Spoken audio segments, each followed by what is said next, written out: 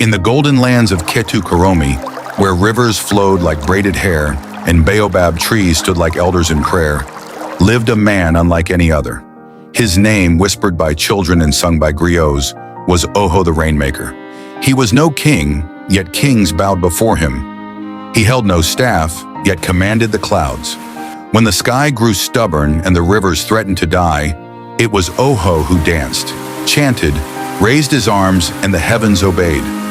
Rain poured when he beckoned. Sun yielded when he asked. To the people of Ketu-Koromi, Ojo wasn't just a man, he was a miracle. But power, even when divine, is a flame. And when pride fans that flame, it burns. Villagers brought him food in each harvest, goats and chickens. The king offered him land, honor, a home built of palm and prayer. But the power went to his head. At first, Ojo smiled humbly when thanked, but soon he demanded more than he was due.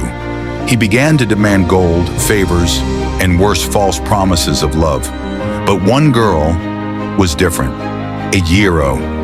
She wasn't chasing Ojo. She was only seeking rest, a humble girl, the stepdaughter of a palm wine tapper.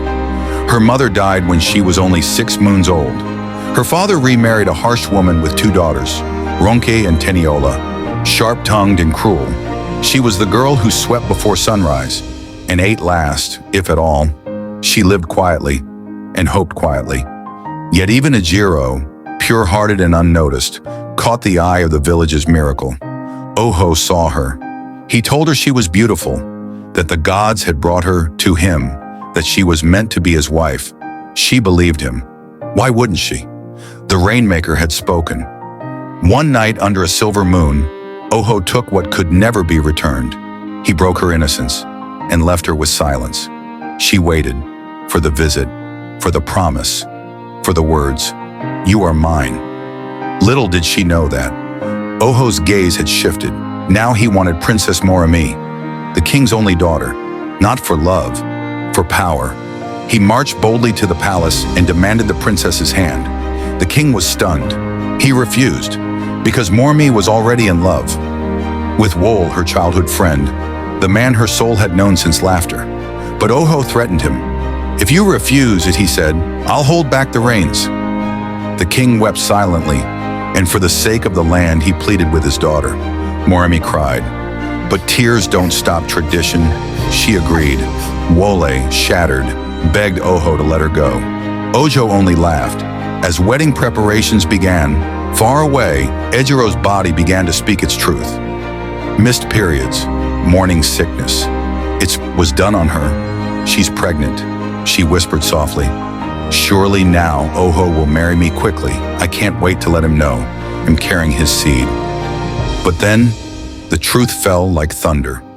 The next morning, she was on her way to the river to fetch water when she overheard the group of girls saying, "Ojo is getting married to Princess Moremi." Her clay pot shattered, like her dreams. She ran to Ojo's house, to the man she believed in, Ejiro, trembling, breathless.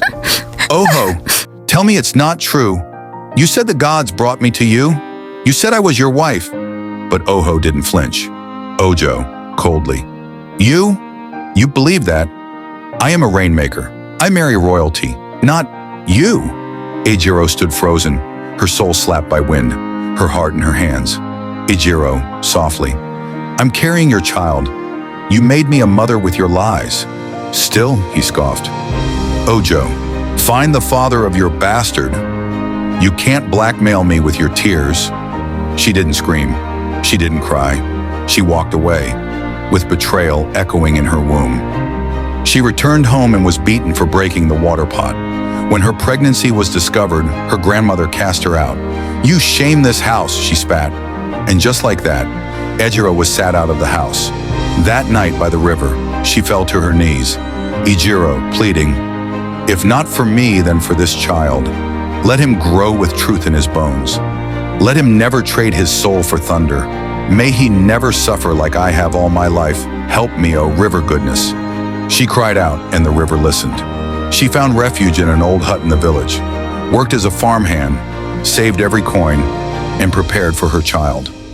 On the day of Ojo's wedding, the village was dressed in colors, but joy was absent. Moremi, veiled in gold lace, walked beside Ojo, eyes empty, steps heavy.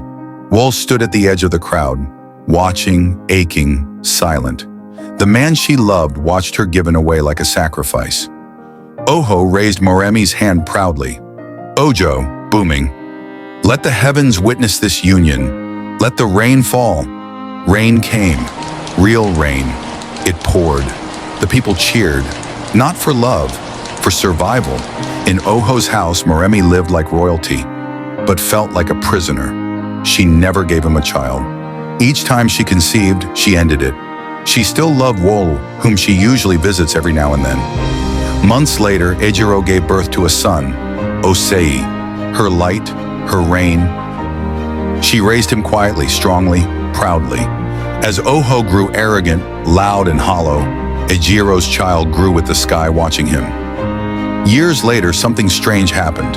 The rain stopped, crops withered, people died. Ojo danced, prayed, shouted. Nothing happened. The king declared, "Whoever brings the rain shall be the new rainmaker." At the village gathering, tension hung in the air like a storm waiting to break. The Ojo group of men, respected elders, warriors, and thinkers, had taken their turn. They tried all they could, each offering his wisdom, his strength, his voice. But nothing prevailed. Then from the crowd, a quiet stir. A little boy stepped forward, Oseyi. He lifted his small hands. The clouds opened. Rain poured. The crowd was stunned. The king, voice low but sharp, leaned toward his guard. "Find his parents," he whispered. Ojo followed. He didn't speak. He didn't blink. Only walked, as though fate was pulling him by the throat. They reached the hut. Simple, weather-worn, still. One of the guards stepped ahead, looked at Ejiro, standing in the doorway, barefoot, unshaken. He bowed his head. "Guard, softly. Your son made the rain fall." She didn't flinch, didn't smile, just looked past him into the distance, as if she had always known. And then Ojo saw the boy, the same eyes, the same fire he once turned away from. His knees buckled. Ojo whispering, "Forgive me, Ejiro." She did not speak. She didn't need to.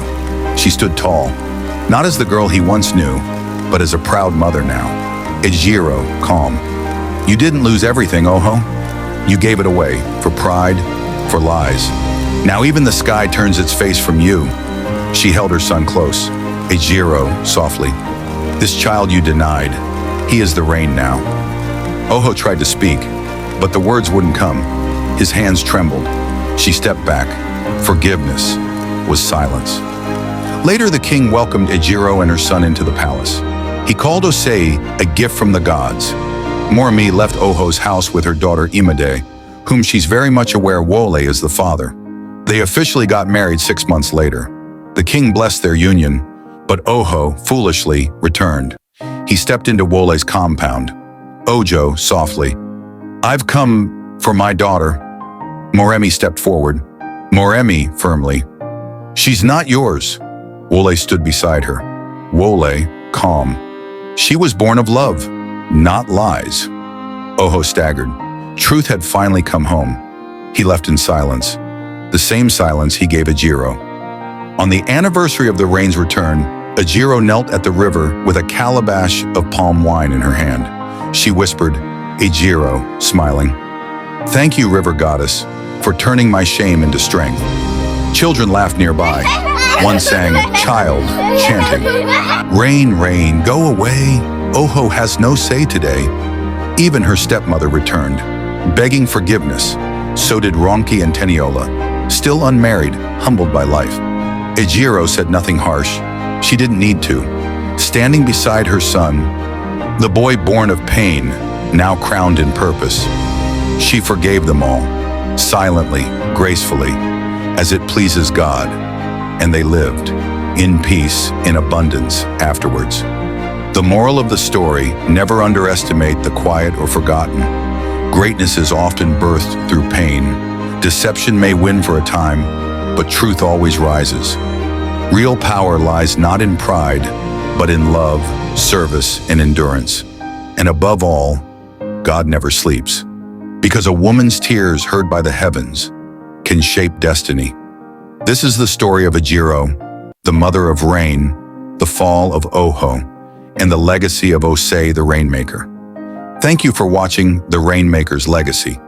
If you enjoyed this story, please like this video, share it with your friends and family. Subscribe to our channel for more captivating stories.